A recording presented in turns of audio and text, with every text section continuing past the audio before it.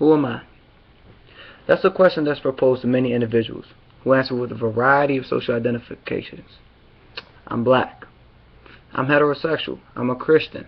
I'm a male. Now, it's simple to rattle off those social identifications like that, but the challenge comes when you're asked to analyze why you identify with those social identifications.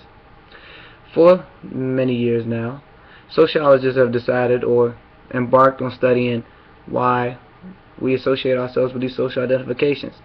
Many range from inherited behaviors, others range from cognitive or learned behaviors. One of the theories that we discussed in Social 355 is the cycle of socialization and the development of oneself through socialization. So it has many stages to it, and we can start with the beginning stage. Now, the beginning stage, where we learn who we are somewhat.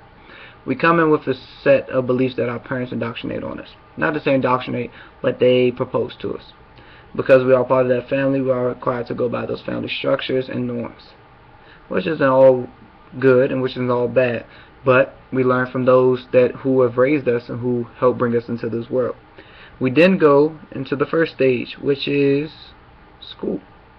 Now, once we enter school, we start to see other kids from different backgrounds, not the ones that grew up the same way we grew up, and they have, I guess what you can say, also their parents' beginning stage norms and mentalities, which you then have to learn from them as well as embody the norms and traditions that you learned at your household.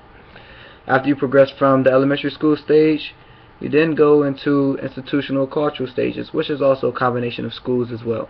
But this is where you experience your churches. You start to learn about what church really is. This is what you start to learn about your religion, whatever your religion is.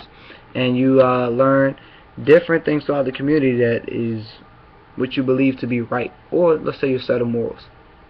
Once learning your set of morals, you then have I don't want to say limited perspective, but you have a different perspective of the world. You see people certain ways, you see the world a certain way. So those who don't fit that norm of what you're used to, you tend to judge. A lot of us say, oh, I'm not judgmental, I don't like judging. But in everyday life, we judge circumstances as well as danger and life interactions regardless of if you believe you judge or not. You do it, unfortunately, but it's part of being human. So once we enter the institutional and cultural socialization, we also look at the religions of others, and we say, okay, this is in comparison to what I know, this is similar, this is completely different, I will follow this, I will never follow this. But that comes up to you. And then we also have the big influence of social media.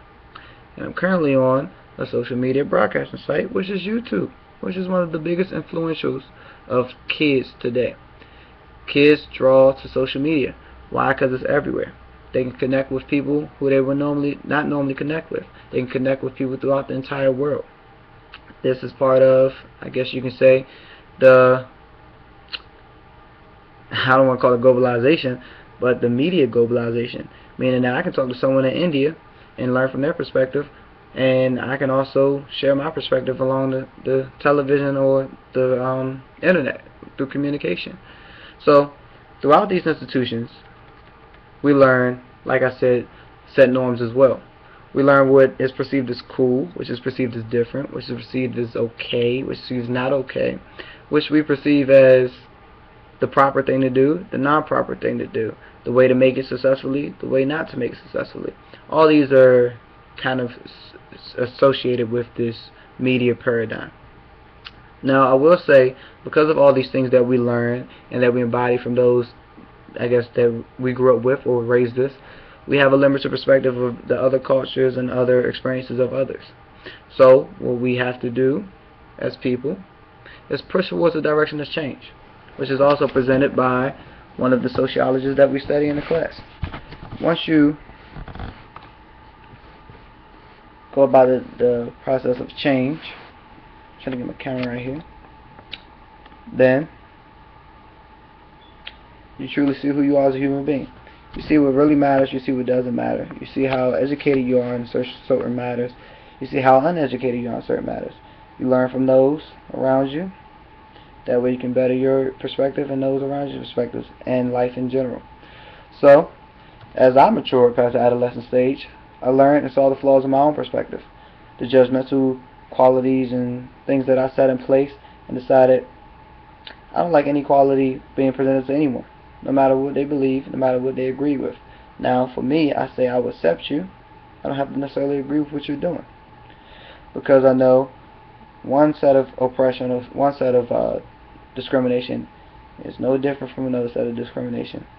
Just because of your skin color, just because of your sexual orientation, just because you may not like a certain group, you should not experience discrimination regardless. And I feel that human equality, if we just take the time to learn from others' perspectives and actively listen to them and accept them for who they are, we can eliminate most of the crime that we see in today's society.